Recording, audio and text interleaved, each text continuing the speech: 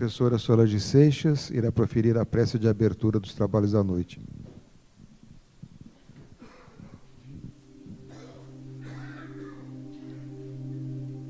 Senhor e Mestre Jesus, nosso divino pastor, os dias se tornaram mais fáceis, as horas são galopantes, mas a tua mensagem é um relicário de luz conduzindo as nossas vidas.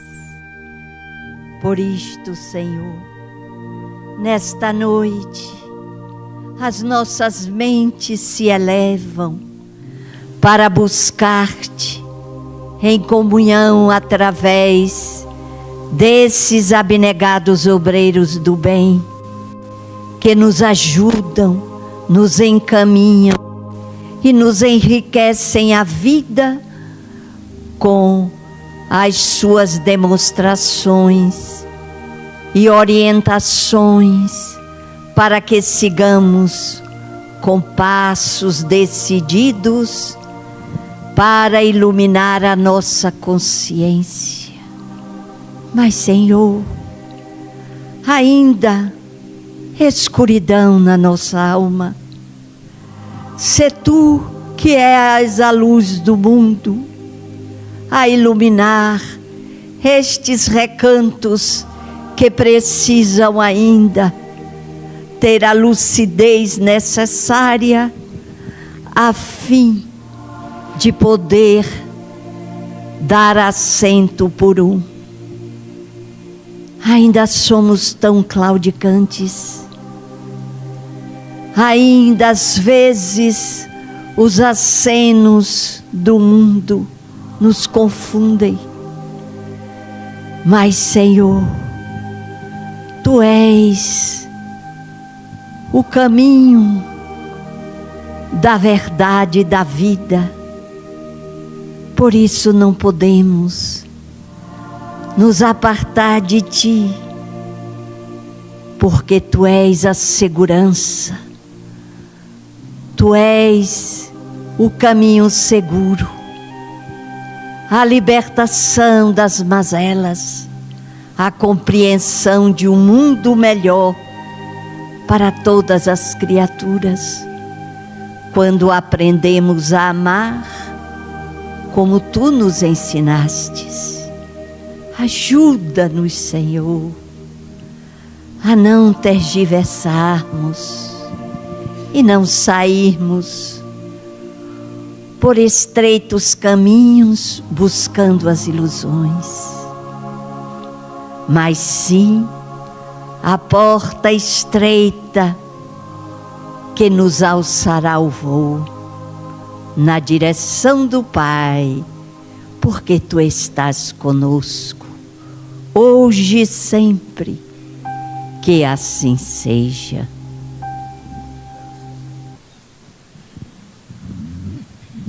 Mais uma vez, boa noite a todos. Estamos hoje dando início ao nosso conversando sobre o Espiritismo e temos a honra de estar aqui o nosso irmão Severino Celestino, que irá nos brindar com um seminário no próximo sábado, a partir das 16 horas, das 16 até as 19. E à noite, no sábado, o encerramento será com o Divaldo Franco. Então, hoje nós temos a presença do Celestino, que é ex-seminarista e espírita, há mais de 44 anos. Ele é professor, o professor Severino Celestino da Silva. Ele é pesquisador e estudioso de línguas antigas, como o hebraico, que ele fala fluentemente, e das religiões, principalmente do judaísmo, considerada a base de todas as religiões cristãs, além de profundo conhecedor e tradutor da Bíblia.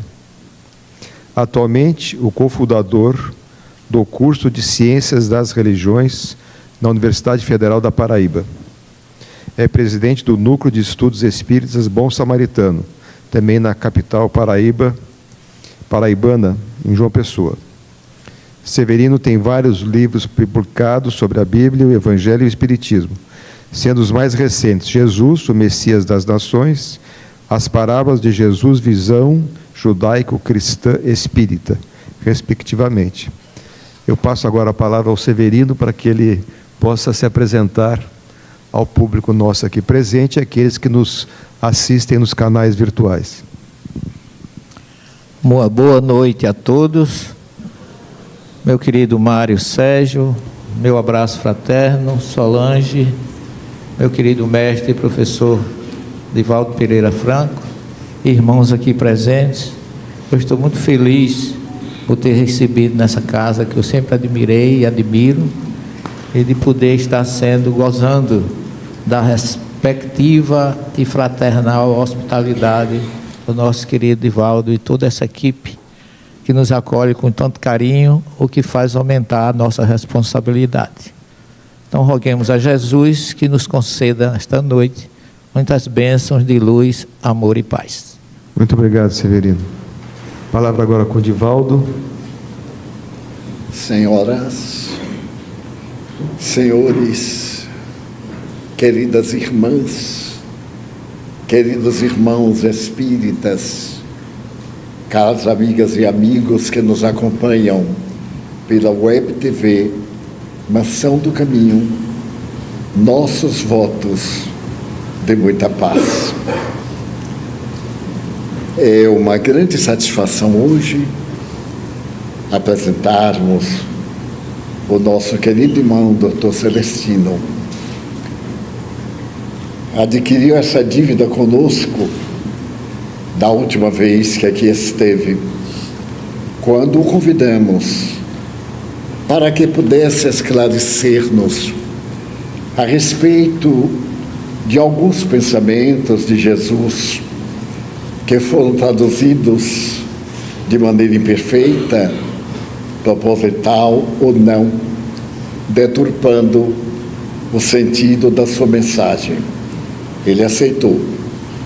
E na reunião de hoje, vamos fazer ligeiramente uma alteração das perguntas em geral, para que ele faça um prólogo da mensagem que nos passará durante estes dias.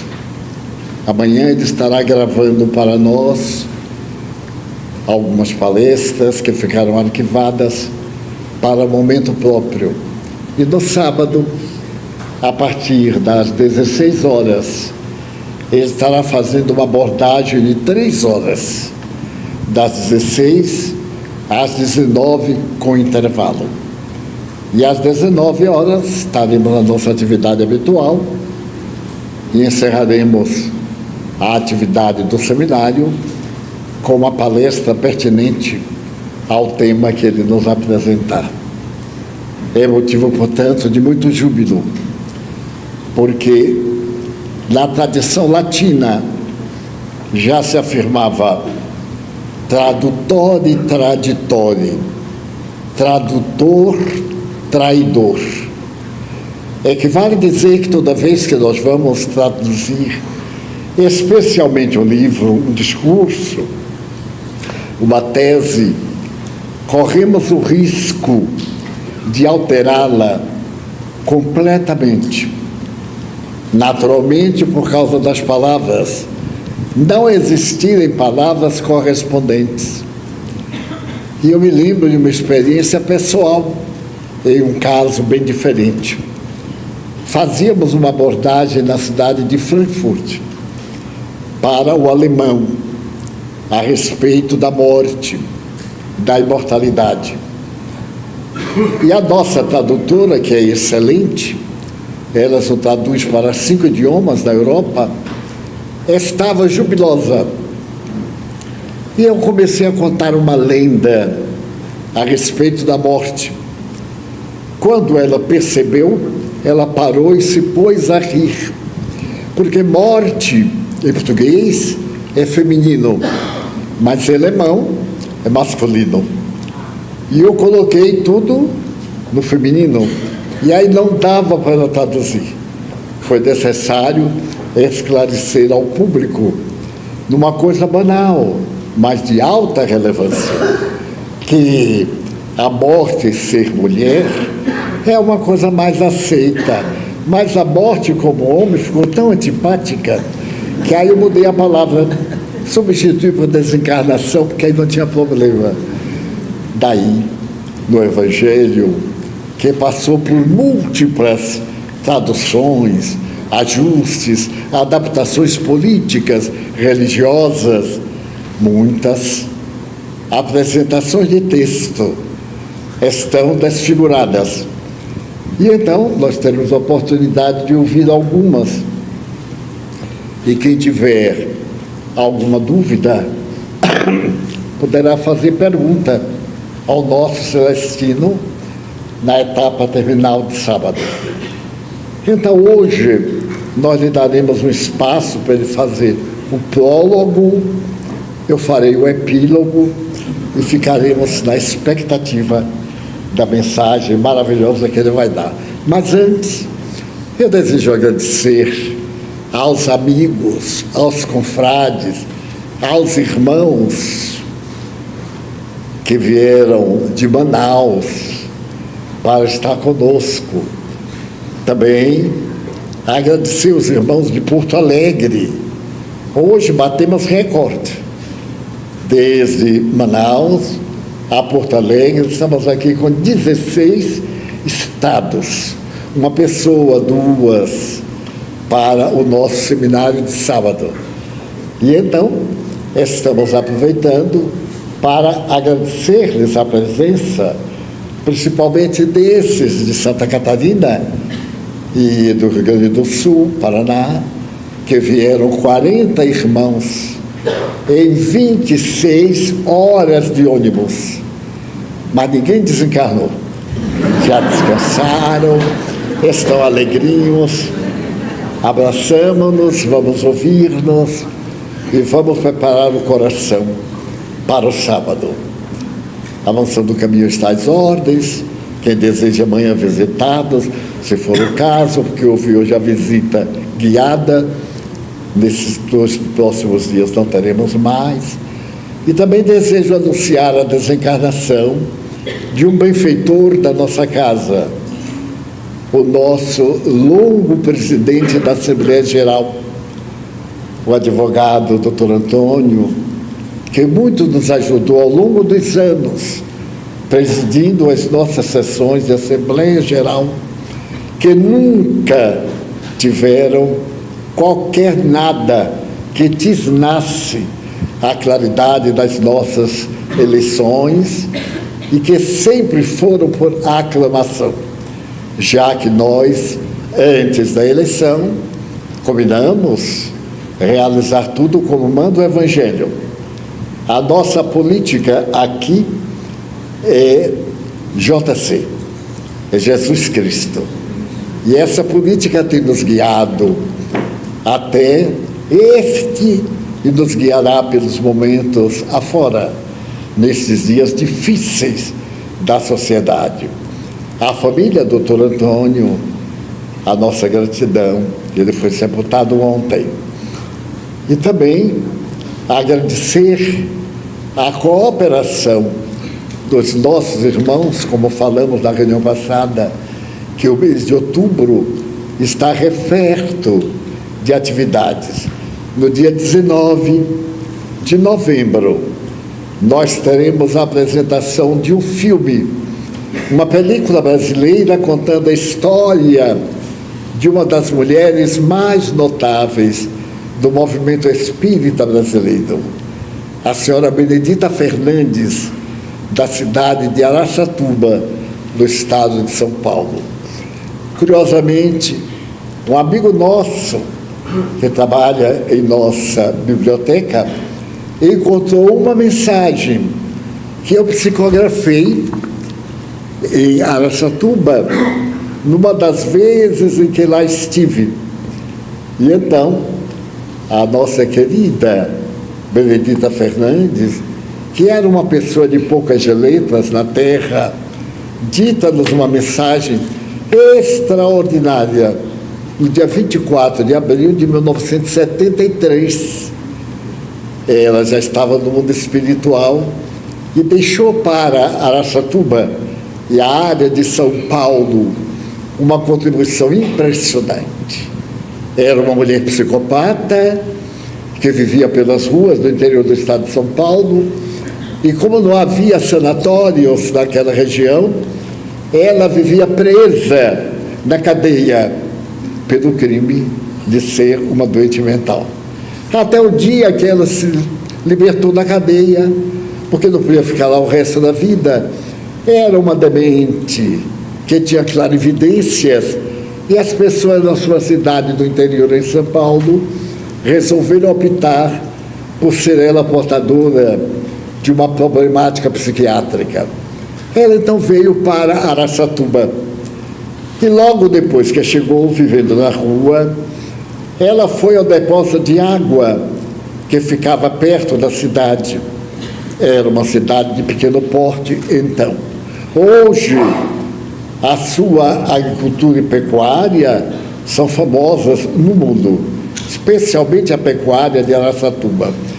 E quando ela passava pelo caminho, ela viu alguém morto, atirado. Ela então teve um choque. E com esse choque, ela recuperou a lucidez, ficou curada. Então ela olhou para aquele cadáver e disse: eu prometo que enquanto eu viver, ninguém será atirado ao matagal por falta de recursos para ser enterrado. Dona Benedita Fernandes, que era preta, abriu um lar para idosos, abriu um lar para crianças, abriu um atendimento para necessitados da cidade e edificou uma obra social digna do maior mérito até hoje, respeitada pelas autoridades. Então, Antônio César Perry de Carvalho, ex-presidente da Federação Espírita Brasileira, e uma equipe de espíritas de Araçatuba escreveram-lhe a biografia, fizeram um filme e estão levando a todo o Brasil para que se conheça o esforço dessa mulher espírita admirável, que deixou uma passagem luminosa no planeta terrestre, principalmente pioneira do atendimento à chamada raça de cor, à mulher, aos necessitados. Dia 19 de novembro. Naturalmente, à noite, entrada grátis. E estará conosco Antônio César Perry de Carvalho, que também não a conheceu. Tendo nascido em Araçatuba, ele conheceu a tradição e a obra magnífica que lá está. Nós iremos imprimir a mensagem, porque já não temos, para distribuir àqueles que vierem à reunião e também para dar a quem tenha qualquer interesse.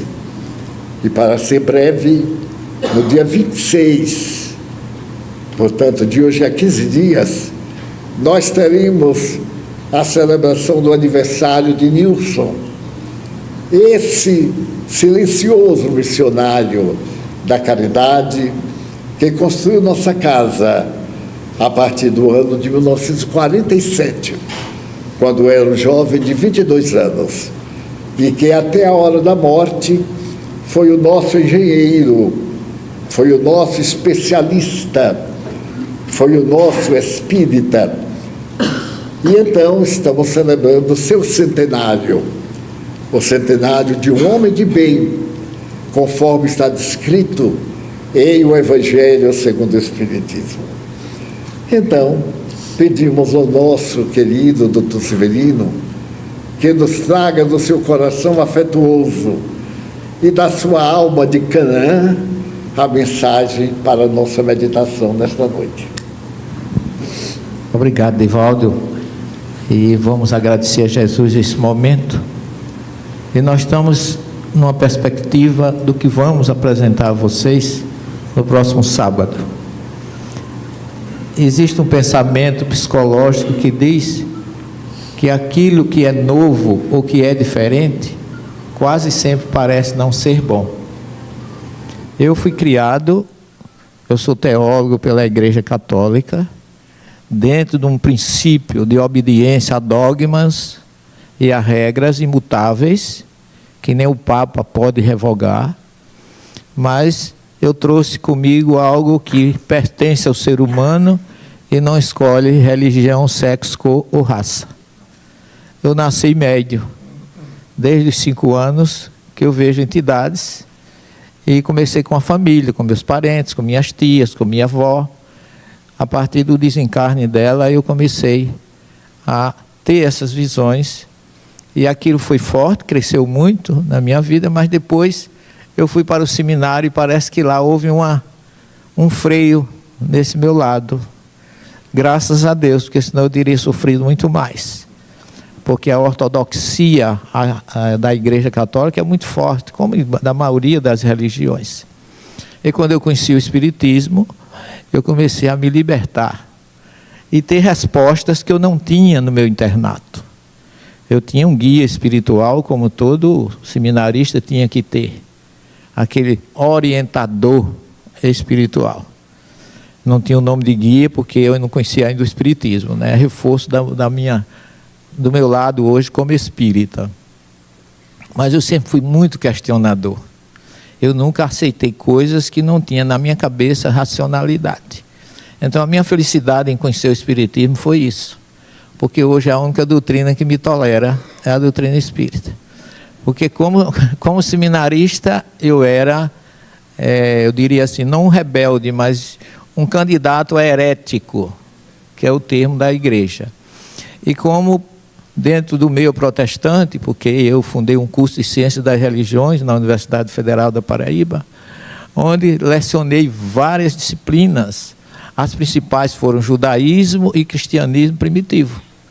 Estudei e ensinei também trajetória do espiritismo, análise e interpretação de textos sagrados, orientações bíblicas à luz dos textos originais.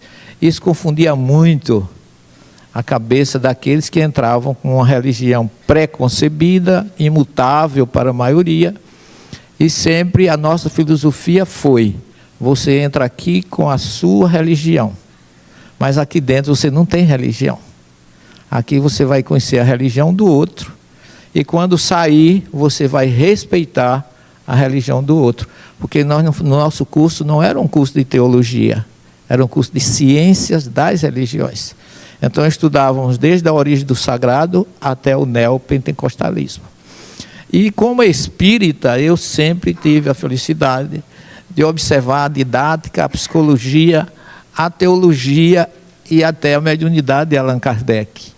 Porque foi graças a ele que eu me tornei espírita, porque eu tive problemas para me tornar espírita. Parecia que eu tive forçadamente a necessidade de extrair um chip da minha cabeça e colocar outro.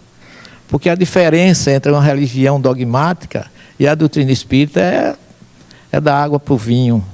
As religiões dogmáticas, eu estou falando aqui como estudioso cientista, não há nenhuma condenação, são observações pela minha experiência. O Espiritismo me ensinou a não impor, expor, mas religiões dogmáticas impõem, e você é obrigado a aceitar aquilo. Ou aceita, ou então é condenado. Está aí a história da igreja, quantos condenados que hoje são santos, é o caso de Orígenes, e Joana d'Arc, e tantos outros vultos que se opuseram no passado, e que por isso foram-lhes caros. Entre os protestantes, eu era chamado de 666, era o número mais qualificado, que é o número da besta apocalíptica. Não é? É aquela classificação que está lá no livro do Apocalipse. No catolicismo não tinha mais lugar para mim, mas graças à minha mediunidade, eu cheguei à doutrina espírita. Mas na doutrina espírita, eu comecei com a racionalidade de Kardec a procurar razões para a minha nova doutrina, porque não foi fácil. Eu não dormi católico e acordei espírita. Foi Foram 14 anos de obsessões ininterruptas. Entidades suicidas que quase por pouco eu não cometi o desatino, porque o sofrimento era muito grande e eles me orientavam para que eu me libertasse, que eu me suicidasse. Veja que eu não tinha muita saída. A medicina não me ajudou muito. Naquela época, eu, católico, fui procurar o padre. Eu acho que o padre estava pior do que eu, porque ele veio falar de fé. Isso não é momento para se falar de fé. Quando você está sofrendo, é momento para você dar o conforto. E eu me lembrei do meu diretor espiritual, quando eu fazia determinadas perguntas para ele. Ele olhava para mim. Eu, naquela época, a gente saía pouco do internato. E nós fazíamos sempre reuniões noturnas durante o período da noite, porque a gente rezava de manhã, desde a hora que acordava até a hora que ia dormir. Eu rezei tanto texto que eu acho que o meu beijo ficou mais grosso por causa de tanto bater. Com retiro, com texto, com oração de todo tipo. Era oração da manhã, oração para rezar, oração para dormir, tudo era com oração. E no fim ainda tinha uma missa para coroar o final do dia.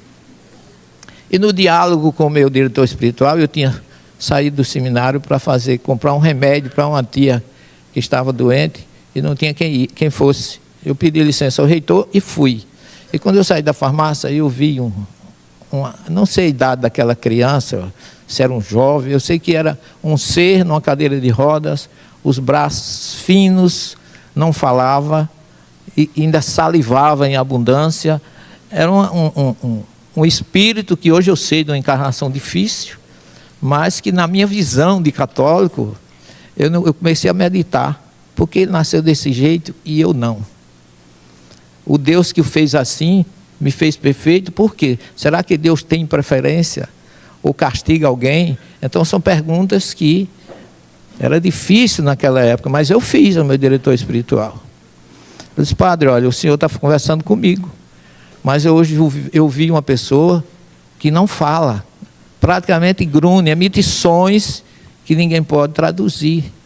Magro, numa cadeira, não anda, não fala, não se move, se deixar ali ele vai morrer de fome. Por que é que Deus o fez daquele jeito?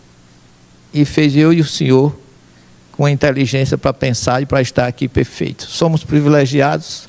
Como é que o senhor me explica isso? Ele ficou pálido na hora, né? Porque foi uma pergunta realmente difícil para responder à luz daquilo que a teologia católica ensina, né? Sem a reencarnação fica difícil de você explicar qualquer coisa. E a igreja não falava nem nesse termo encarnação ou reencarnação. E ele levantou-se, me abraçou e disse assim, meu amigo, ele tem essa história de chamar a gente na hora da dificuldade de meu amigo. Meu amigo, como anda a sua fé? Eu disse, vai bem, padre, agora eu quero que o senhor me responda, porque é que aquele jovem está daquele jeito e eu do meu. Você já rezou hoje? Eu digo vários textos, comunguei de manhã, dei toda a receita. E ele disse, meu filho, vá dormir. Porque isso são mistérios de fé. E eu fui dormir pior do que cheguei junto dele. Porque o que eu queria não saiu. Então depois que eu comecei a estudar a doutrina espírita, não faço proselitismo, sou espírita há 45 anos. Nunca chamei ninguém para ser espírita. Porque aprendi a respeitar com o Espírito São Luís, capítulo 20, aliás, 13, item 20 do Evangelho segundo o Espiritismo, que a gente não pode ter nenhuma diferença no tratamento com as pessoas. Todos são filhos de Deus. É o que diz o Espírito São Luís. E depois Allan Kardec, na introdução do Evangelho segundo o Espiritismo, ele nunca disse que fora do Espiritismo não há salvação. Ele diz fora da caridade. Eu achei aquilo bonito, porque eu podia pensar que ele quisesse trazer pessoas para a doutrina. E ele racionalmente nos dá essa resposta. E aquilo me chamou muita atenção, porque eu confesso de público que eu passei 5 anos pesquisando o Espiritismo para que eu negasse e não me envolvesse com mediunidade.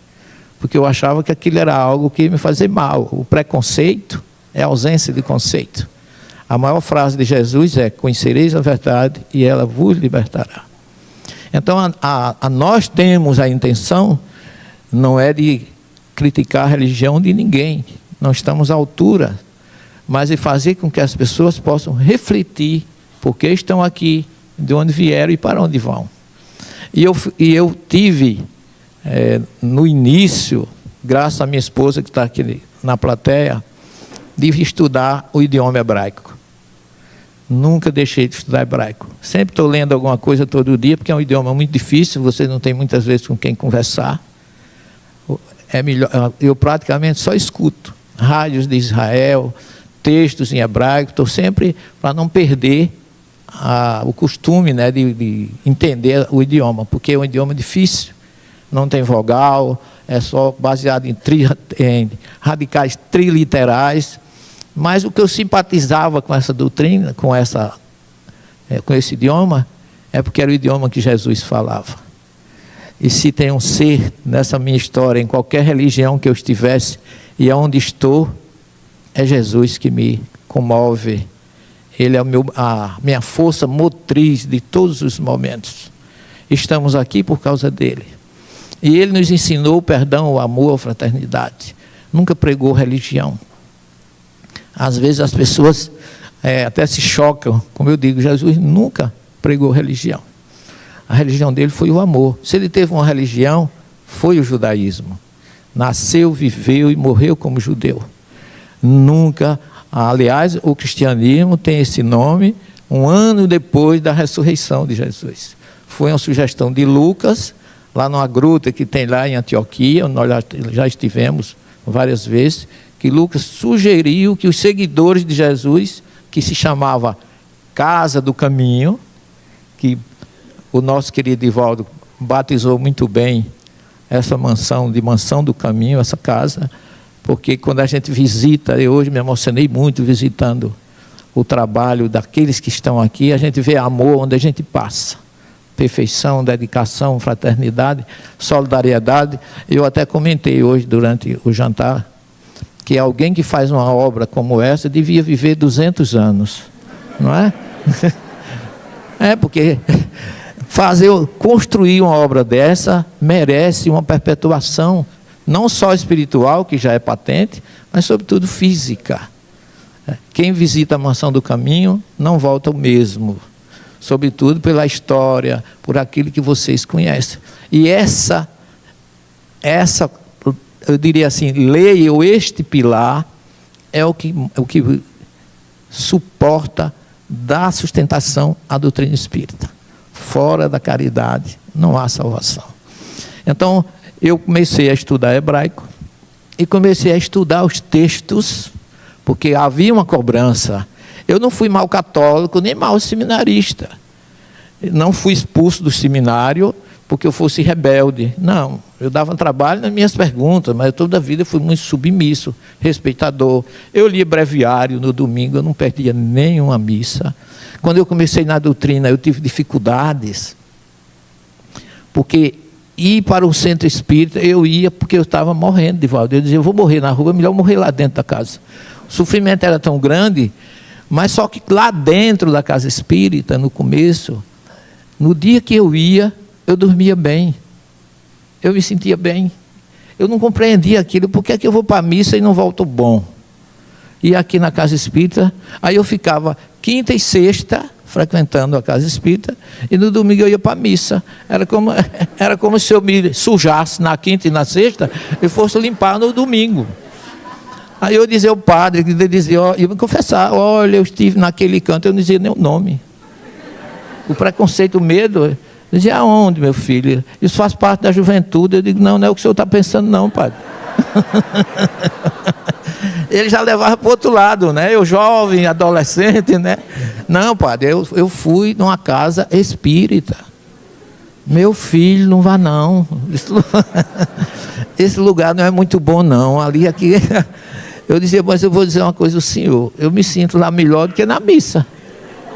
Eu era muito sincero nesse ponto. E eu fiquei 3 meses, aliás, 3 anos como espiritólico. Era uma mistura de espírita com católico. Porque eu era católico, vamos dizer assim, por pressão. E espírita por necessidade. Até que um dia, eu declaro para vocês, em que eu comecei a observar. Eu toda vida fui muito observador. As campanhas que se faziam na casa espírita.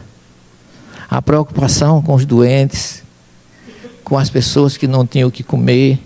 Eu dizia, gente, não diz que é coisa de Satanás. Eu me lembrei de Jesus. Se Satanás expulsar Satanás, quando os fariseus condenaram ele, se que ele fazia curas por Beelzebu, Jesus disse, se Beelzebu expulsar Beelzebu, seu reino estará dividido.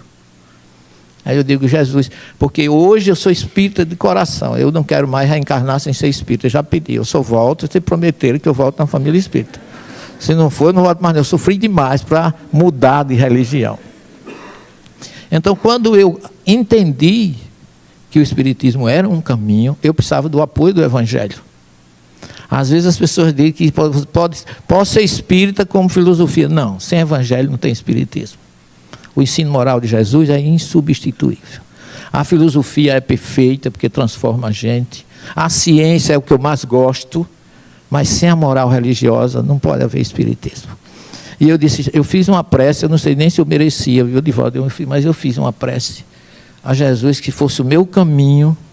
Eu já tinha sofrido tanto, uma entidade já tinha me dito isso, que era uma nova era que eu estava começando na minha vida, porque eu tinha terminado meu curso de odontologia, era professor universitário, agora só queria, como diz a história, minha faculdade, meu ensino, colchão de mola e cadeira do papai, era só o que eu queria, e mais nada. Segui a minha profissão, mas aí veio o chamado espiritual que eu não entendi. E aí eu recebi uma entidade que disse, olha, você não está doente, porque eu sofria tanto, eu estava no médico, eu passava mal, eu não me alimentava, eu não dormia. Você não está doente, você está sendo chamado para uma nova tarefa. E eu não sabia que tarefa era essa. Então, quando eu vi que era o espiritismo, eu digo, Jesus, só você pode me encaminhar. Aí abri, e não abri nem o Evangelho segundo o Espiritismo, que eu já tinha. Eu abri a própria Bíblia. Abri o capítulo 9, versículo 38 do Evangelho de Marcos, onde dizia, Tiago aproximou-se de Jesus e disse, mestre, vimos um homem que não nos segue, conduzindo espíritos. A expressão lá é expulsar. Eu não uso, Jesus nunca expulsou espírito. Jesus era amor, misericórdia. Ele conduzia com seu amor. Ele não precisava nem chegar perto. No caso de Gadareno, os espíritos de longe, sem Jesus dizer nada, começaram a gritar, filho do Altíssimo, que tem contra nós? Jesus não tinha dito nada. Então Jesus não tinha nada contra ele, mas se sentia incomodado com a energia, com a luz, com o amor que ele levava para aqueles espíritos. Então ele nunca expulsou. Então Tiago disse, nós vimos um homem que conduzia espíritos em teu nome e nós o proibimos. E Jesus disse, não devias ter proibido, porque quem é por mim não pode ser contra mim. Era o que eu precisava. A partir daí eu abracei a doutrina espírita com muito amor e fui estudar. Fiz 10 semestres de hebraico bíblico, estudei de hebraico moderno, porque eu falo hebraico moderno e também conheço o hebraico bíblico. Fiz 3 anos de hebraico bíblico e comecei a fazer uma obra que eu levei 10 anos para fazer essa obra. E eu fiz para mim, que eu digo, olha, é um trabalho que eu tenho que responder para mim mesmo, que eu assumi a doutrina correta. Então eu peguei a Bíblia do Gênesis ao Apocalipse, todos os cantos, todas as partes que diziam que condenavam o espiritismo, eu traduzi direto do hebraico. Traduzi palavra por palavra, com pronúncia, com os sinônimos, com as Bíblias que tinham outras traduções, e eu comecei a observar que tinha Bíblia que dizia uma coisa, a outra dizia outra, no mesmo versículo. Então aquilo me chamou muito a atenção. Aí eu comecei a ver e descobri, depois de 10 anos, que eu produzi a primeira obra chamada Analisando as Traduções Bíblicas, que a Bíblia não poderia condenar o espiritismo, porque o espiritismo tem 160 e poucos anos do lançamento do Livro dos Espíritos. O último livro da Bíblia, o Evangelho, que é o Apocalipse, foi escrito por João antes do final do primeiro século. Não tem essa palavra espiritismo, reencarnação, foram criadas por Allan Kardec. Então não pode ter esse nome na Bíblia, embora tenha com outros nomes, reencarnação, que é Gugu Neshamot, imortalidade da alma, terriat e rametim, tantas outras palavras, mas nenhuma contrária à doutrina espírita. Até mesmo o famoso Deuteronômio 18, que os pastores sempre gostavam de trazer para mim, não condena o espiritismo. Porque não poderia uma doutrina judaica condenar a doutrina cristã. Mesmo porque todos os cristãos do primeiro século, segundo e terceiro, a maioria era judeu. E hoje a gente tem uma teologia da maioria das religiões, sobretudo católica e protestante, que foram criadas por não-judeus. Se você ver, eu tenho 32 obras, como teólogo, eu tenho 32 obras chamadas de patrísticos, que são chamados pais da igreja. Nenhum era judeu. Como é que alguém pode falar de Jesus se não conhece nem quem é Jesus com a sua nacionalidade? Então, o nosso intento aqui com vocês é apresentar um Jesus que nasceu judeu, viveu judeu e morreu judeu. E um grande professor da Universidade Hebraica de Israel, chamado David Flusser, ele tem uma obra em 3 volumes, O Judaísmo e as Raízes do Cristianismo, onde ele mostra que tudo que Jesus falava como um grande defensor da Torá, está na primeira revelação. E que o cristianismo, se que a gente queira ou não queira, foi um dia uma seita judaica. Nasceu dentro do judaísmo. Depois é que se libertou, por causa exatamente da teologia ocidental. Porque cristianismo primitivo foi o cristianismo do primeiro, segundo e terceiro século, que é muito parecido com o espiritismo. E eu acho, Divaldo, que a doutrina espírita tem uma responsabilidade muito grande de ressuscitar o cristianismo do primeiro, segundo e terceiro século, que é aquele cristianismo puro, dos seguidores diretos de Jesus, daqueles que deram a vida, que amavam, serviam, não tinham nenhum interesse de tirar proveito do nome de Jesus para angariar valores materiais. E é uma doutrina que parece muito com o espiritismo, é o judaísmo. E não podia ser diferente. Jesus, além de ser judeu, na última ceia, ele prometeu o Consolador, que está aí conosco até hoje. Então, essa união entre a primeira, segunda e terceira revelação, nós pretendemos trazer para vocês, mesmo que vamos ficar juntos 3 horas, mas não vai ser suficiente. Mas o que eu quero dizer para vocês é que nós vamos tentar deixar com todos aqueles que participarem uma noção racional, científica, judaico-cristã espírita, sobre exatamente o que realmente Jesus falou. Como Divaldo falou aí da questão das traduções, não foram só, Divaldo, as traduções, como você bem colocou, que nós podemos considerar traições, mas, sobretudo, interpolações. O que é uma interpolação? Você acrescentar coisas que não está no texto.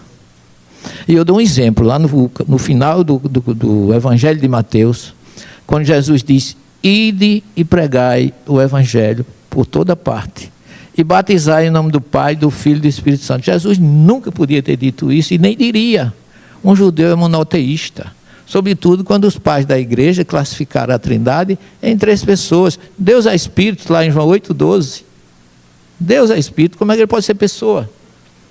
3 em 1.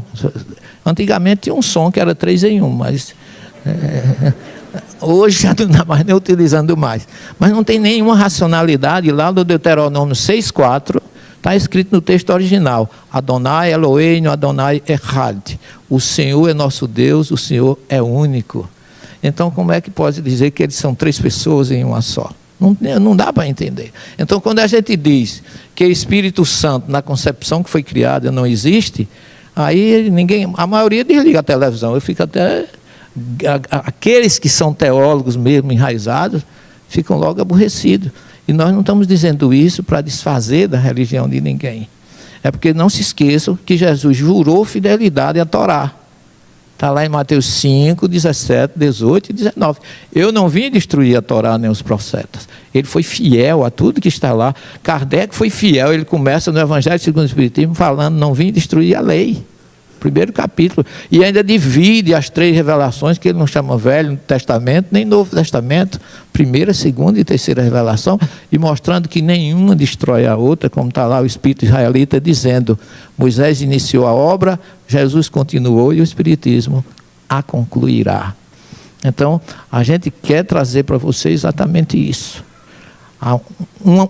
Uma pensagem ou um pensamento reflexivo, sintético, para que, sem imposição, porque eu vou expor, não vou impor, não só a última palavra, mas tudo que eu mostrar para vocês, nós trouxemos o material, e já está com o Júnior, vai ser com slide exposto, mostrando tudo que a gente tem para dizer para vocês. Inclusive, vou começar com uma pergunta. Qual é o Jesus que você conhece? Nós temos várias representações dele. Qual é a verdadeira? No século IV, quando surgiu o Concílio de Nicéia, isso é história, não é religião. A gente pensava, quando se vai analisar a história do cristianismo, que quando Paulo foi levado para Roma, Roma ia se cristianizar. Mas o que aconteceu foi o inverso. O cristianismo é que se romanizou e criou-se Igreja Católica Apostólica Romana. Isso graças a um imperador que nunca foi cristão, chamado Constantino. Eu hoje agradeço a Deus que não foi Celestino, mas escapei por pouco, né? Que adulterou tudo que você pudesse imaginar, porque política e religião nunca se entendem. E a partir do século IV, a mensagem do Cristo realmente foi transformada, desviada, alterada, e lamentavelmente as pessoas não despertam para muita coisa, porque se submetem aos dogmas e a entender um texto que foi escrito há mais de 2000 anos na ótica do presente. A gente sabe que a Bíblia é até os rabinos dizem, a Bíblia é um livro vivo, ela é progressiva, igual a doutrina espírita, a lei do progresso. Nós crescemos todos os dias, aprendemos, gostemos ou não gostemos. A lei do progresso, ela passa e leva todo mundo. Uns ficam, outros não ficam, mas ela está em frente. É uma lei que está lá no livro dos Espíritos, a lei do progresso. Mas a gente sabe que muita coisa foi imposta e as pessoas não despertam para isso. Então a nossa ideia vai ser não heretizar ninguém, porque todo espírita sabe que Kardec foi muito racional, mas eu vou trazer mensagens de Kardec na Gênesis, no que é o Espiritismo, mostrando, como ele diz lá no primeiro capítulo da Gênesis, a Bíblia não é mais a arca sagrada em que aquele que colocar a mão corre o risco de ser fulminado. A quem cabe o direito de interpretar os textos sagrados? Pergunta Kardec. E responde, a lógica, a razão e o bom senso responderão por isso. Hoje cabe, através do avanço científico, cada um é responsável por isso. Não podemos culpar o outro, que muitas vezes não teve a boa intenção que a gente tem de entender a mensagem de Jesus. Cada um tem que buscar, e Kardec nos preparou para isso. Então, muito obrigado pela oportunidade, e a gente convida aqueles que quiserem. Não estou obsediado, vou trazer tudo cientificamente. É tudo ciência, pessoal. Ciência, doutrina espírita, teologia, judaísmo, cristianismo, mas tudo com raízes. Eu vou mostrar de onde eu retirei tudo. Desde a primeira página do Gênesis no texto hebraico, já está presente Jesus entre nós. E muita gente acha que a primeira revelação é passado. O Velho Testamento não chama de velho, que é inadequado, mas Jesus está, vou mostrar para vocês. Ele está na primeira linha que Moisés escreveu, ele já está presente. Porque ele recebeu de Deus esse planeta para cuidar na condição de planeta de expiação e prova e devolver a Deus regenerado. Está lá em João 17,5. Que Jesus nos abençoe, obrigado pela oportunidade e aguardo vocês no sábado.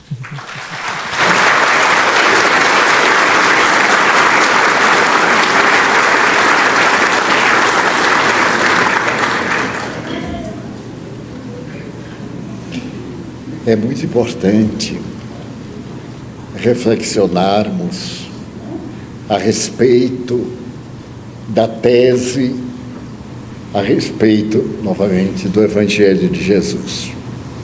A maioria de nós, que veio do catolicismo, nunca leu o Evangelho na tradução da própria igreja.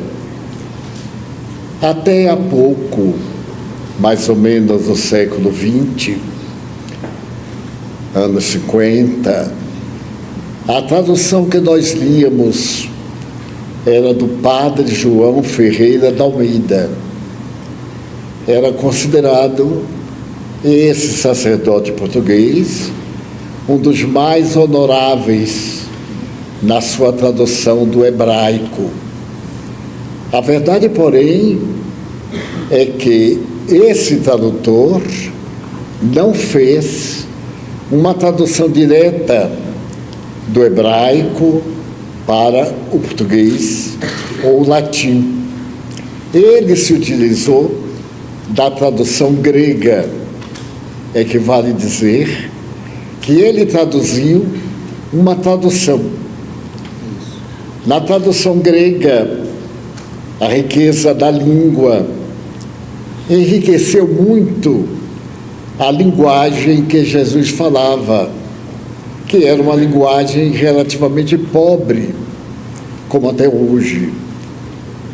Os estudiosos linguistas do mundo dizem que os idiomas mais complexos e mais belos são o árabe e também a tradição do sânscrito, a linguagem dos deuses, na qual foram escritas as obras básicas da Índia, o Bhagavad Gita, os Upanishads e outras que constituem a revelação que precede a doutrina de Jesus. Essas obras referidas são muito mais antigas do que a apresentação do Novo Testamento. Dessa forma, com a facilidade da impressão moderna, a cópia que antes se fazia através da transferência de uma língua para outra de maneira manual foi substituída pelo automatismo da máquina. E as correções foram sendo feitas já na máquina diretamente. E algumas delas que ficaram em dúvida, aqueles tradutores disseram, não, ele queria dizer isto. Mas não se pode traduzir afirmando o que o autor queria dizer. Se o autor não disse, ou deficiência qualquer, é uma falha. Então, o tradutor não pode corrigir. A tradução é ipsis literis, ou ipsis verbis. É a palavra atualizada. Mas agora imaginem, a palavra saudade, que só existe na língua portuguesa. Olhemos, por exemplo, o espanhol, o italiano.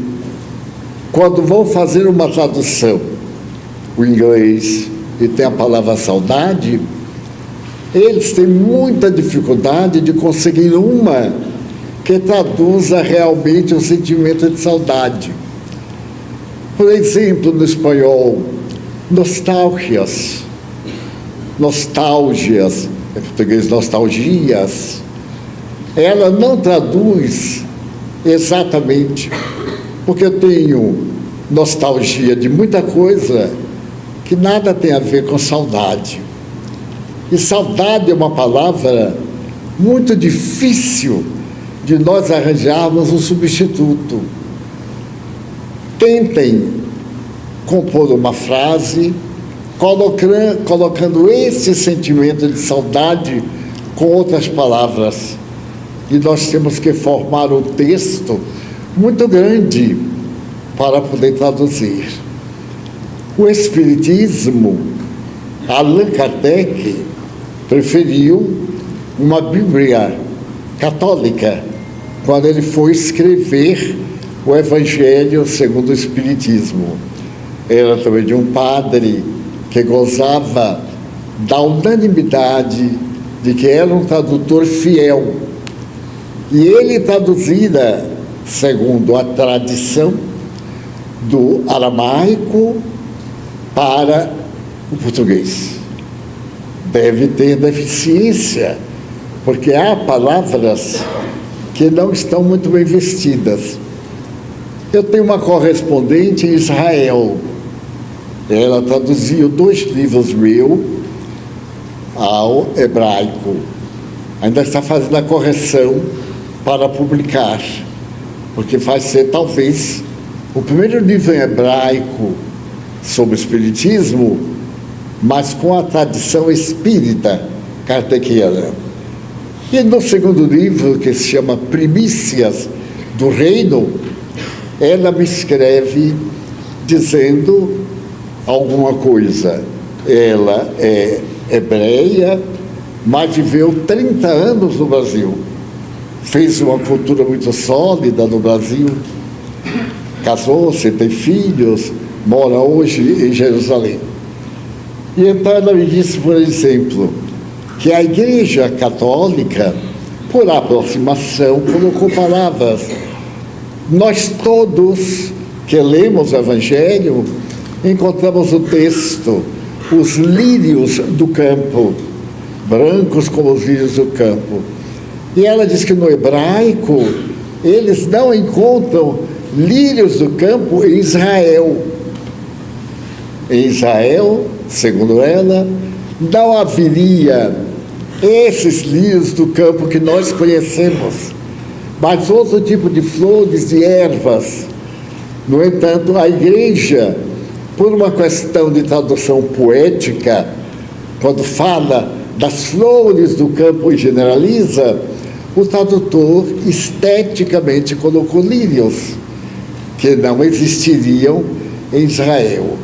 E ela passa a fazer uma análise com o hebraico de hoje, o hebraico ancestral, aquele falado pelos rabinos, e as traduções, como para ela está sendo difícil traduzir o Primícias do Reino, que é um estudo que o Espírito faz dos ensinamentos de Jesus, e muito interessante, porque eu psicografei aqui em Salvador, e o livro faz uma abordagem do solo da Palestina, os lugares, nomes de rua, colocações dos hábitos, que ela confirma da tradição hebraica, sem nunca eu ter lido qualquer coisa em hebraico, ou a própria autora, que foi uma poetisa baiana, Amélia Rodrigues, ter tido conhecimento quando estava encarnada.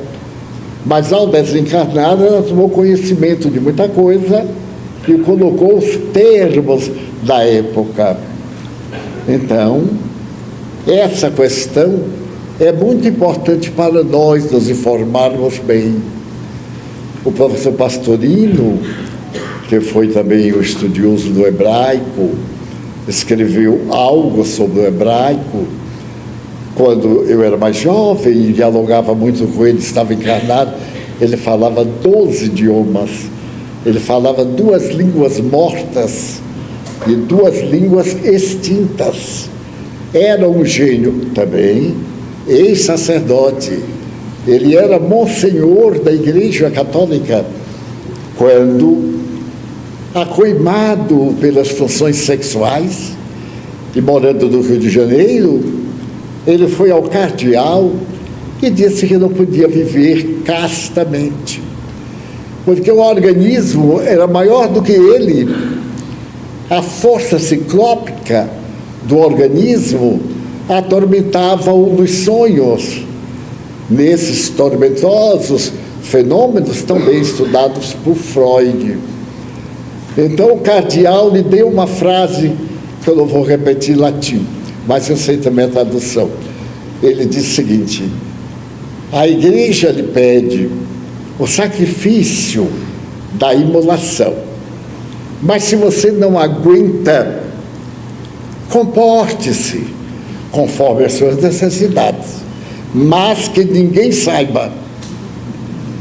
Ele teve uma decepção tão grande de um cardeal lhe dizer que praticasse o erro escondido, mantendo uma aparência sutil, suave, que violentava o organismo, porque o sexo é uma função orgânica que tem a ver com a nossa hereditariedade espiritual, com a inteligência, com a memória, com a função hepática, com a função cardíaca. Na hora da função, ela se apresenta antes do órgão. A biologia, fazendo análise do organismo, diz que primeiro vem a função, para depois o órgão, para depois o fato. Então, quando é concebido o feto, ele não tem coração ainda, mas o coração pulsa. No lugar do coração, há um pulsar de um coração material que não existe. O coração é um dos últimos órgãos a ser formado, mas a função é inata do princípio vital. E outros órgãos nossos aprimoram-se, surgem com a idade, com a maturidade, a capacidade de interpretação. Daí Allan Kardec, fazendo uma frase filosófica sobre conduta, ele diz: o que vale não é a função, é a intenção. Eu posso, por exemplo, fingir de uma pessoa casta e não sou casto. Então, o que importa não é eu ser ou não ser, é o que eu penso. Eu sou o que o meu pensamento de mim faz. Porque antes da ação, tem a injunção mental. O dínamo cerebral equaciona a necessidade transformada numa função orgânica, que através da hereditariedade vai se fixar no indivíduo. Então, a maioria das nossas funções são automáticas. Ninguém pensa em respirar. Bom, a partir de agora eu vou respirar. Não. A gente respira por automatismo. São as funções automáticas do nosso organismo. A função digestiva, a função sanguínea, e assim por diante. Vamos dizer que 90 e pouco % das nossas funções são todas de natureza psíquica, que se transformam em natureza física, criando hábitos, vícios ou virtudes, que a lógica nos ensina quais os que são corretos e aqueles que são reprocháveis. O que é o bem? Perguntou Allan Kardec aos espíritos. O que é o bem? Muita gente me diz assim: eu não sei o que é o bem. Eu dou uma risadinha do cinismo. Eu digo: não sabe o que é o bem.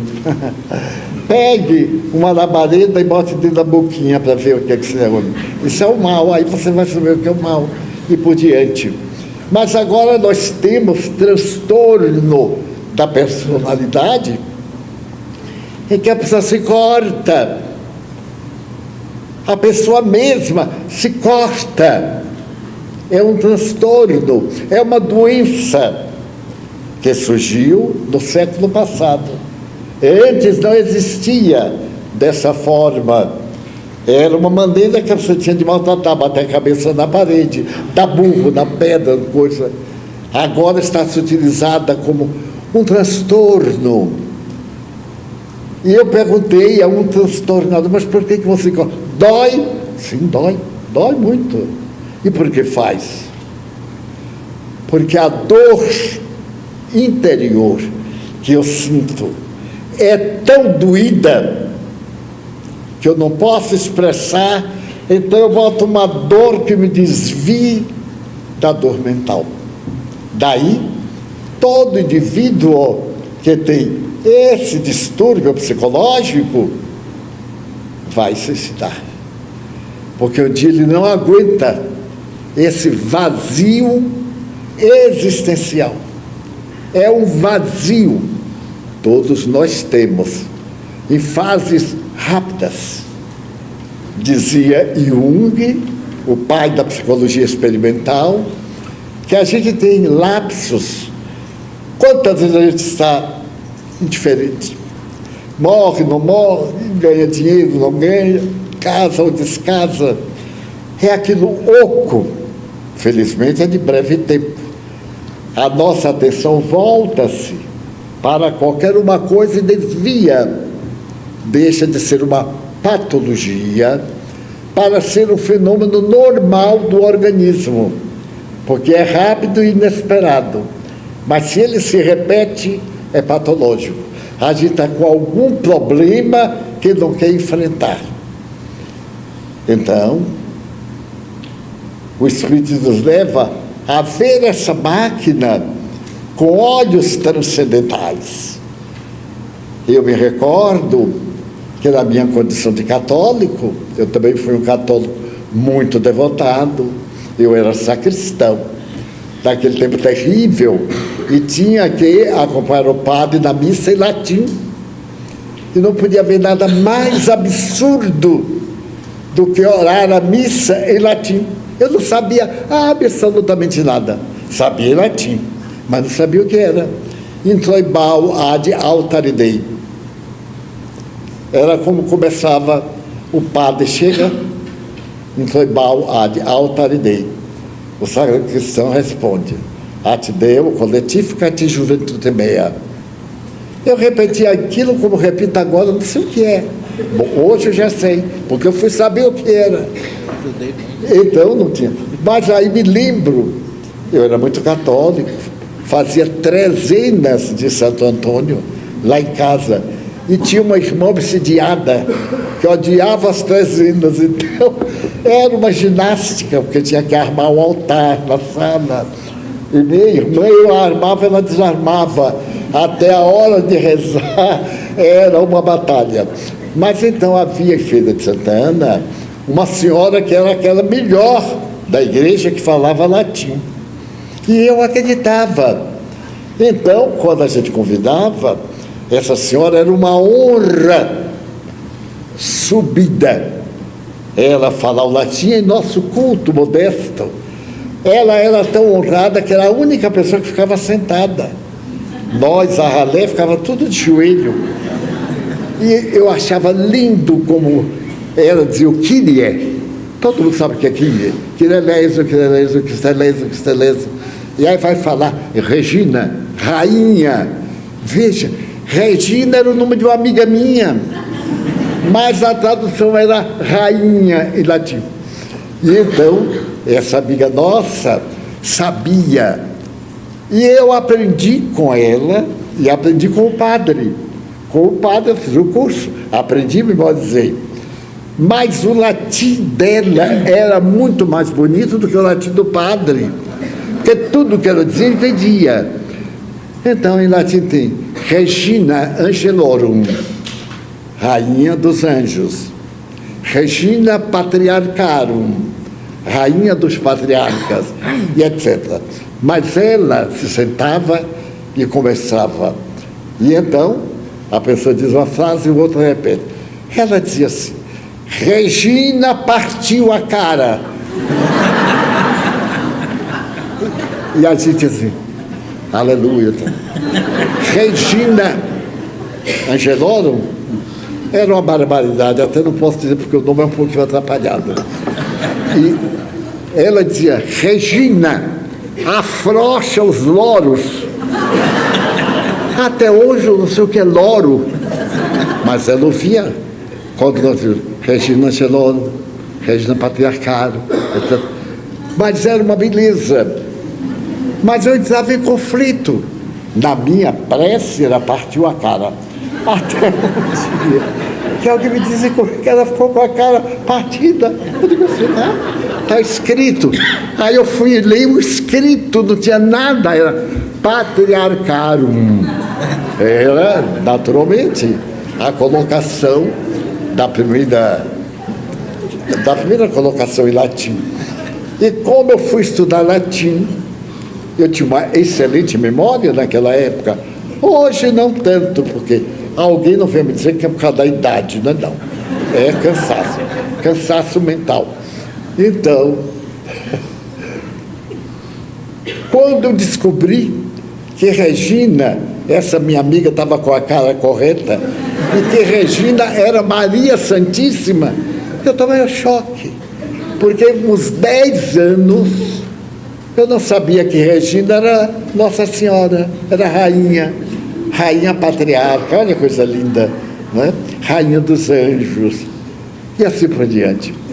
E essa amiga nossa adorava também ir, porque era uma pessoa honrada, de homenagem, ficava sentada junto do altar de Santo Antônio, e nós fazíamos 13, eram as trezenas de Santo. Que coisa linda, Santo Antônio na barca. Aí eu arranjava uma folha de unicuri, botava Santo Antônio, cercava de musgo. Ah, meu Deus! Mas Maria não precisa nada disso. Quando eu fui visitar a casa em que ela morreu, em Filipos, a singeleza da casa, a casa toda era menor do que 1/3 desse salão. E ali ela viveu os últimos dias, sentada à porta para olhar o mar Egeu, o grande poema da Grécia, o mar Egeu, que recuou 8 quilômetros da época até hoje. E ali o psiquismo daquela mulher tão gentil, que contava a vida do seu filho, aquele rei de trajes modestos. Muitas vezes eu imagino Jesus ir a Pôncio Pilatos, o luxo, os tecidos raríssimos, e ele de um tecido grosseiro, eram verdadeiros tecidos grosseiros de tarja, aquele tecido normalmente no marrom cor de terra, um manto azul de demonstração da sua castidade, da sua nobreza, e os hábitos, aquela singeleza, mas sobretudo a sua audácia, a coragem. A coragem. Quem quiser vir após mim, ele não está convidando, não, está propondo. Quem quiser, tome a sua cruz e siga-me, porque ele não nos vai dar o reino amanhã, é oportunamente, quando nos libertarmos da carga orgânica. Allan Kardec diz que a intenção é que vale. Então eu estou falando aqui, mas a minha intenção é outra. Quando eu desencarnar, essa máscara vai ceder lugar àquele ser característico de um pusilânime, de um hipócrita, como a gente vê muitas vezes. Vocês imaginem que há poucos dias eu ouvi numa rede social um casal de pastores vendendo pedacinhos da cruz de Jesus. Mas o que me espanta é ter gente que compra. Ele ser um astuto e ter coragem, porque precisa ter coragem. Eu cheguei a dizer, você não gostaria de ter um pedacinho da cruz de Jesus? Com esse pedacinho, o reino do céu está garantido. Qual fez um padre de Ponta Grossa, no Paraná? Foi à casa de um amigo nosso, que eu já conheci há pouco, e é uma pessoa de status econômico muito elevado, que era inimigo de outro de status muito elevado, e estava construindo a catedral de Ponta Grossa. E então o padre chegou ao fulano A e disse, olha, nós estamos agora convidando os paroquianos para comprar o seu lugar no reino dos céus. E como eu sei que você é inimigo de Beltrano, do outro rico, eu vim lhe oferecer o lado direito de Jesus, para você sentar do lado direito, porque eu já soube que ele está se preparando para comprar o lado direito. Aí o ricaço, que tinha muito dinheiro e muita ignorância, disse assim: e quanto é o lado direito? Tanto. Dê-me 2 entradas, uma para mim e outra para minha mulher. 2 lugares. E aí ele foi ao outro e inverteu a história. Ele vendeu 4 lugares para 4 pessoas no reino dos céus. Então, se a gente chegar lá, já não tem lugar. Mas como é que pode? Também, no século passado, eu vou mascarar um pouco para não ser infeliz. Determinada crença religiosa foi apresentada nos Estados Unidos e ganhou o mundo. A tese diz assim: se você se tornar tal, quando morrer vai direto para o reino dos céus, porque lá tem aproximadamente 10.000 lugares. Hoje nós somos quase 8 bilhões de pessoas. Se eu resolver comprar hoje, não tem mais vaga. E a religião tem mais de 1 milhão de adeptos para 10.000 vagas. Vai ser uma mortandade lá em cima. Imagine a gente aqui adota a religião, procede bem. E o que vale é isso, é proceder bem. E chega lá, o lugar está tomado. Se é de Ponta Grossa, as vagas junto de Jesus já se foram há muitos anos. Como é que pode fazer uma coisa dessa com a ignorância das criaturas humanas? E o que me impressiona, pessoas universitárias, pessoas portadoras de habilidade econômica terrível, uma habilidade de comprar o lugar do reino dos céus. Mas será crível? É. Daí a gente não pode mais duvidar em nada. Daí vem uma doutrina que diz: o que vale é o que você pensa. Se eu lhe dou um beijinho e diga assim, de ternura, mas digo miserável. O miserável é que vale, não é o beijinho. É o que somos realmente. Então vem uma doutrina que desmistifica. Você vai morrer porque todos vão morrer. É a única regra até agora, sem exceção. Tem outras, mas essa é tópica. Nasceu, morre.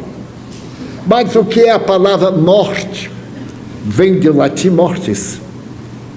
Mas o Espírito veio demonstrar, como disse Jesus, que ninguém morre. Se a pessoa perde as funções, não é um ato mortis, é um ato desencarnação. Sai da encarnação, sai da carne. A carne preencheu sua finalidade e acabou. Ficou velhinha ou não, ela cessa a função. Muito bem. Mas nós vamos continuar. Jesus disse essa frase com toda a ternura, quando ele estava chegando a Jerusalém, e os discípulos sabiam da tragédia anunciada. E Pedro disse ao Senhor: não nos deixes órfãos. Ele olha aquele rebanho, 12 pessoas, 12 amigos, e se compadeceu.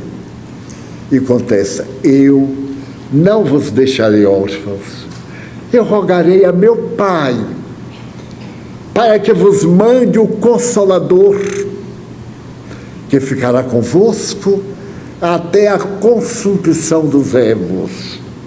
O Espírito de verdade, que o mundo não conhece, é o Espiritismo.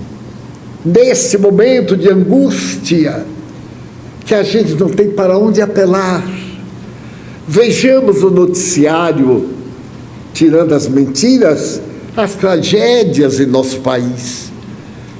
Anteontem, aqui em Salvador, num bairro, foram assassinadas 5 pessoas, às 4 horas da manhã, no bairro aqui, 5. Então, nesse dia foram assassinadas aqui na cidade mais de 20 pessoas. Os inocentes ou não, não importa. Para onde nós vamos? Muitas leis são benignas para o incréu, para o criminoso. É uma compaixão que o povo tem do criminoso, mas quase ninguém lembra da família que ficou órfã, da mulher que foi para a prostituição para sustentar os filhos, dos filhos que foram ser mulas, levar pacotinhos e etc. Desses que foram atirados à miséria de um momento para outro. Quando eu leio certas posturas atuais, eu digo, não é possível. Não é possível que se esteja com pena de um assassino que tranquilamente extirpou uma vida depois de estuprar uma pessoa, de deixá-la ensanguentada, morta, enforcada pela sua psicopatia. E o povo, ai, coitado. Mas coitado de quem? Do assassino. Ele é um psicopata. Não. E nós que não somos psicopatas, graças a Deus, estamos no risco tremendo de viver entre psicopatas. Há uma obra de uma psicanalista brasileira notável. Chama-se Vida entre Psicopatas. Eu li. No começo me arrependi um pouco de ter lido, porque eu fico olhando os sinais das pessoas que estão perto de mim.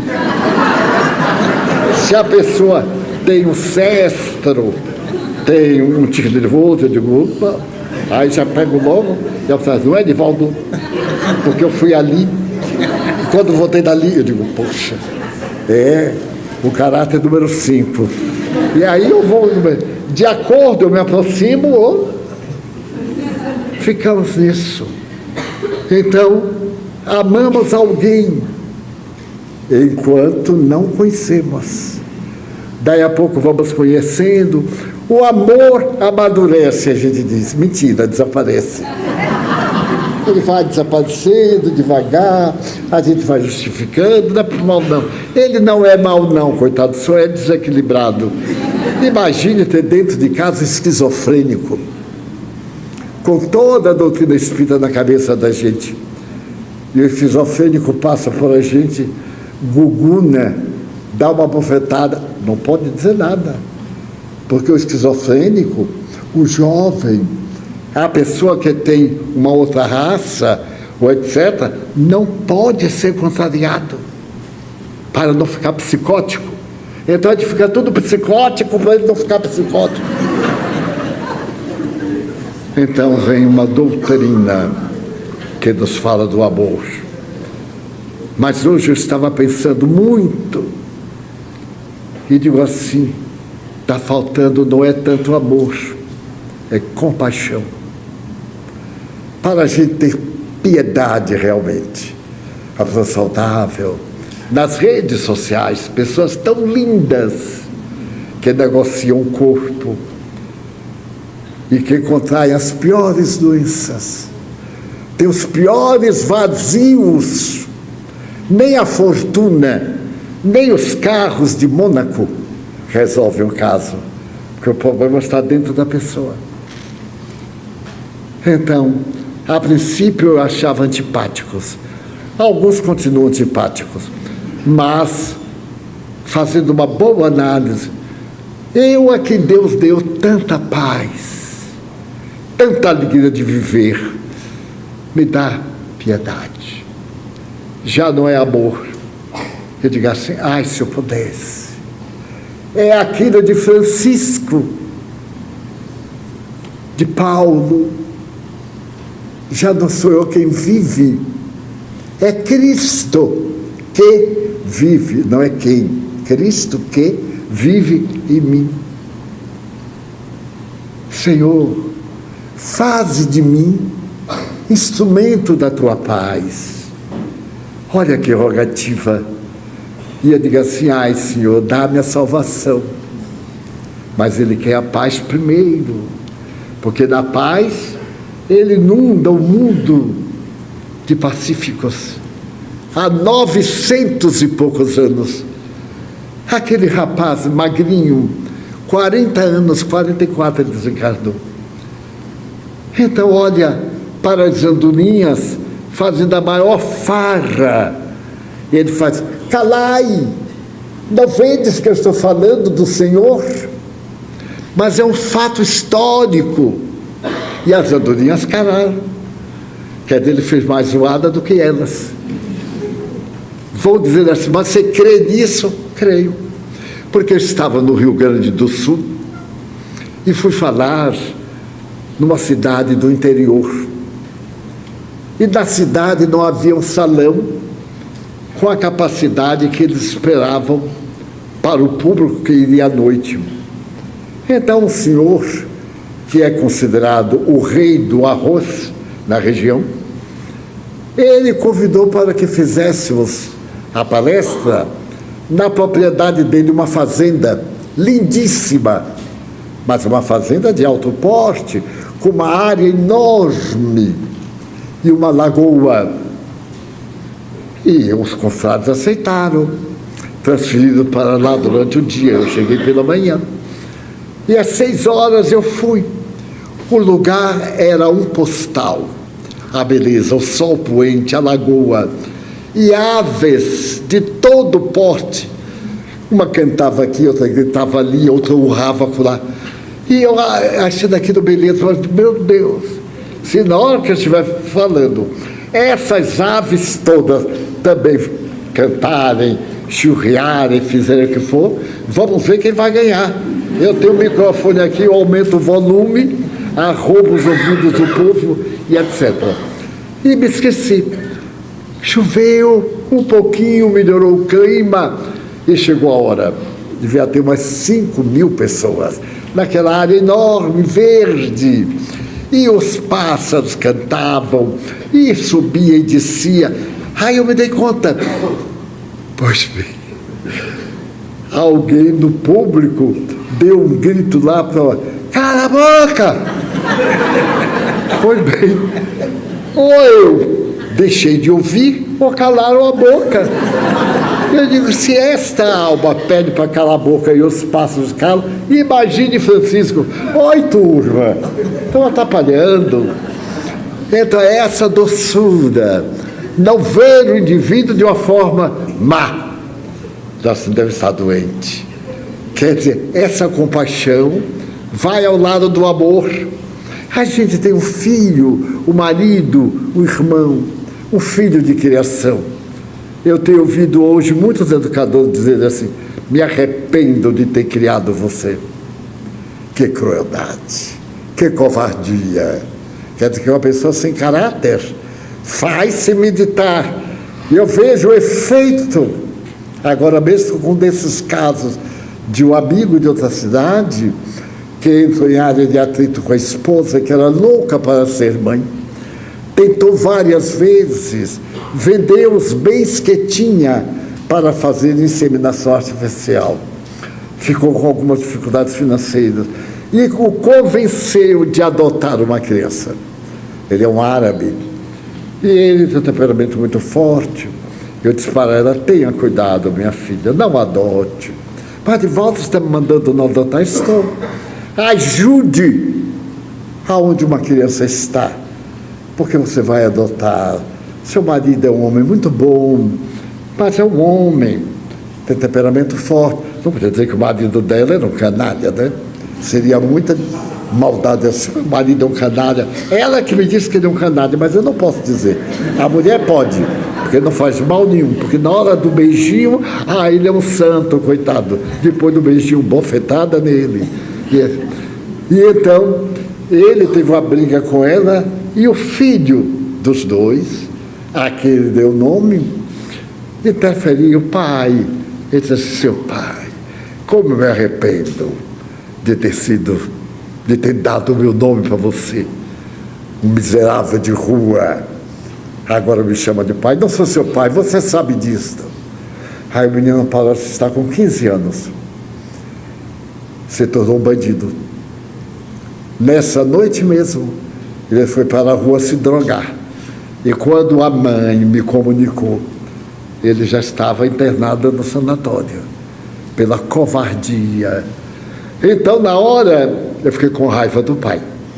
Porque de vez em quando me dá raiva. Mas é uma raiva assim, Deus te leve para o inferno. Com todo carinho, não foi para o inferno lá. Então, eu fiquei com raiva, porque eu conheço o indivíduo. Mas aí quando eu fiquei com raiva, eu disse, como ele deve ser infeliz. Porque se eu, que me esforço para querer bem, estou com raiva dele por uma coisa que eu não tenho nada a ver, porque é o problema dele com o filho. Aí eu mudei da raiva e digo assim, está doente.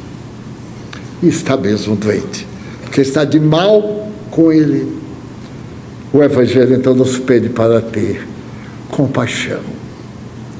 Para concluir, quando João Batista recebeu a pena de ter a cabeça decepada, a mandada de Herodíades, a mulher de Herodes, a quem João perseguia, porque ele vivia com a cunhada. O marido dela estava em Roma e eles viviam maritalmente. E João era fogo. Dizia que era um adultério, que era um crime. Ela tomou raiva dele e se aproveitou de um dia da situação especial que o marido estava bêbado e, através da filha bailarina, Salomé, pediu a cabeça de João.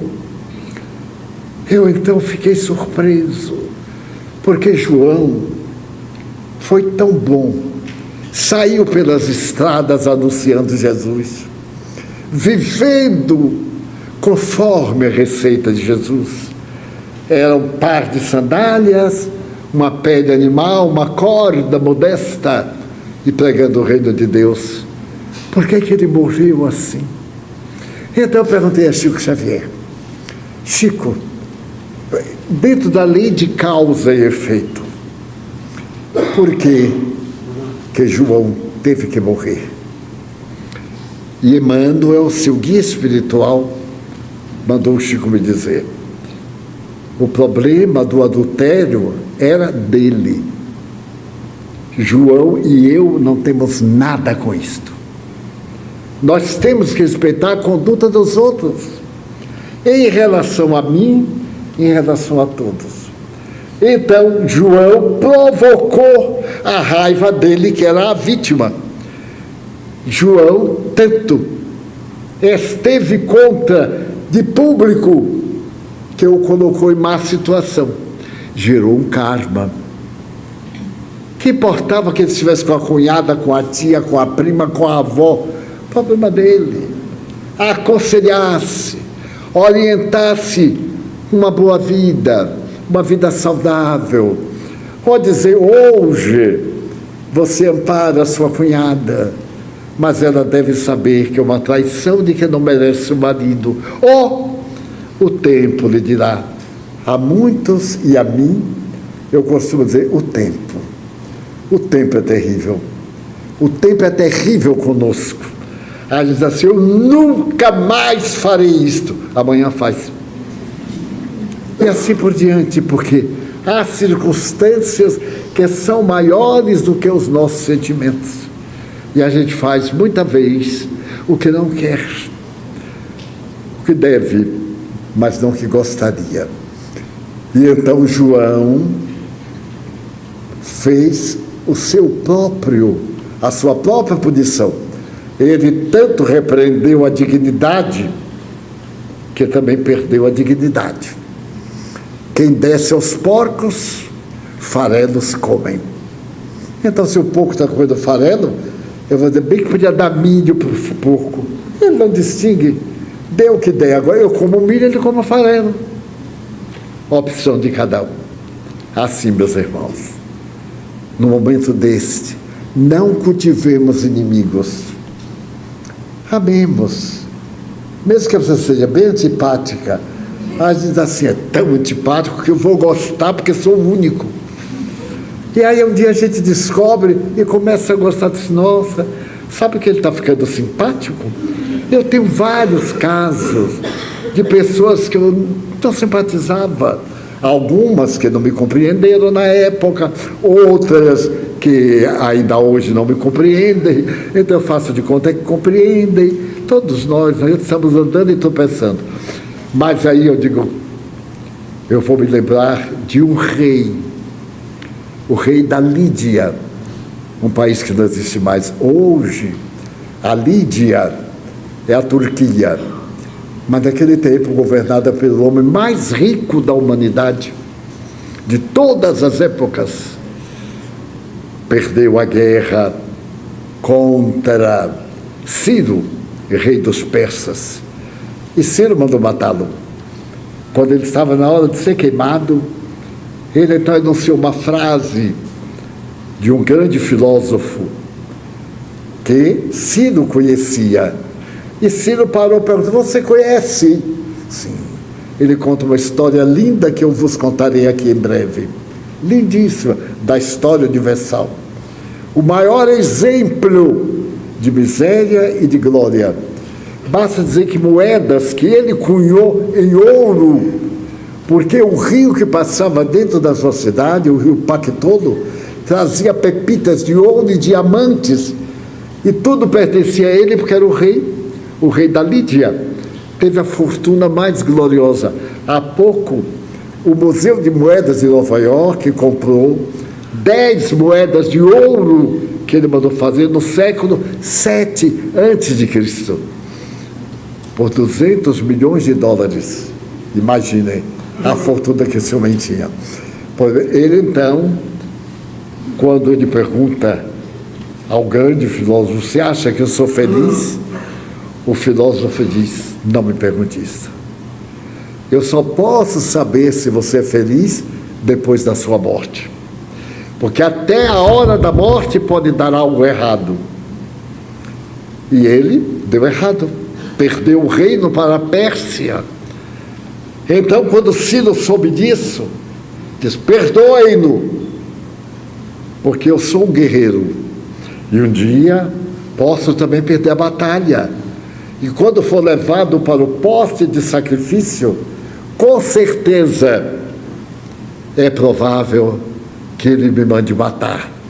Mas a história vai lembrar que eu salvei a vida dele. E certamente alguém poderá salvar a minha. É um gesto notável. Ele, salvo, pediu a Ciro para ser o administrador dos bens lá, na Pérsia, onde ele foi morar. Então a gente nunca sabe. Às vezes, na horinha da morte, tem uma anedota muito interessante, que uma alma desencarnada vai subindo a montanha para entrar no reino dos céus, mas vai levando a sua cruz, e era uma cruz enorme. Ele disse, mas que coisa, tem que levar a cruz. Mas filho, daí a pouco passou uma pessoa com uma cruzinha desse tamanho. Ele disse, nossa. Passou outro com uma cruz um pouco maior. Ele disse, mas só a minha que é pesada. Passou numa serraria, mandou cortar a ponta, e aí subiu. Quando chegou na beirada, o céu estava ali, e ele aqui, e Pedrinho lá. Então ele disse, Pedro, o que é que eu faço? Eu já cheguei aqui na beirada. Aí Pedro disse, vá buscar o resto da cruz e faça uma ponte. A cruz era para a gente passar. Então, por favor, não cortem a cruz. Deus separe, carregue a cruz. Carregue rindo. Quando a gente está rindo, fica mais leve. Ou a gente cai, ou chega lá. Mas inimigo, de forma nenhuma. E dizer que essa doutrina é a paz do nosso coração. Mas agora, nós vamos fazer a nossa pausa para receber a bioenergia e sairmos daqui melhores do que quando chegamos. Vamos orar. Pedimos aos médiuns, aos colaboradores, que tomem seus lugares e digamos, Senhor, nós te suplicamos pelos nossos irmãos que vão te estender as mãos generosas, ricas de energia, por sobre nós. Senhor, permite que possamos ser instrumentos da tua paz. Abençoa nossos familiares, abençoa-nos também a cada um de nós aqui presente.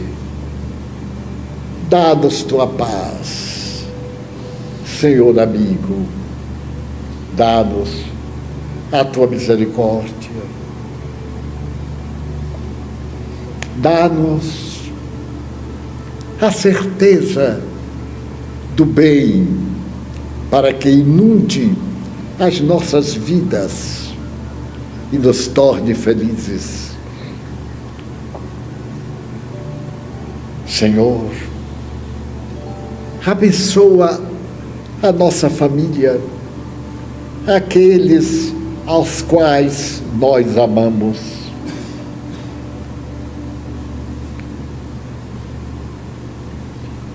Tem misericórdia dos que desencarnaram pelo suicídio, pelo homicídio, por acidentes, os que tiveram desencarnação violenta.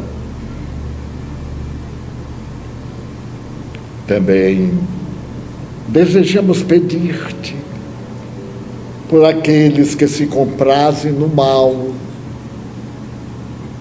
que se entregam à perseguição, que não gostam de nós. Nós te pedimos, Jesus, misericórdia para os enfermos, os portadores das enfermidades irreversíveis. Querido amigo,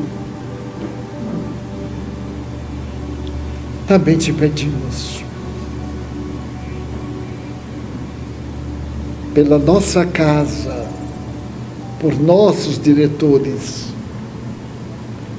pelos que semeiam a esperança e a paz. Ajuda-nos a ter a nossa água magnetizada por vós outros, benfeitores espirituais.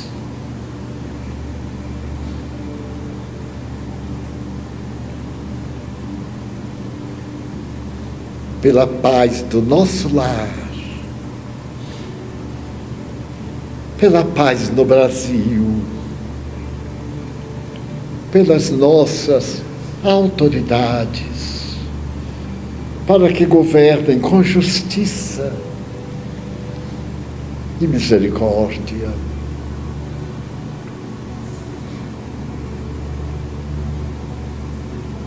Pela paz na terra,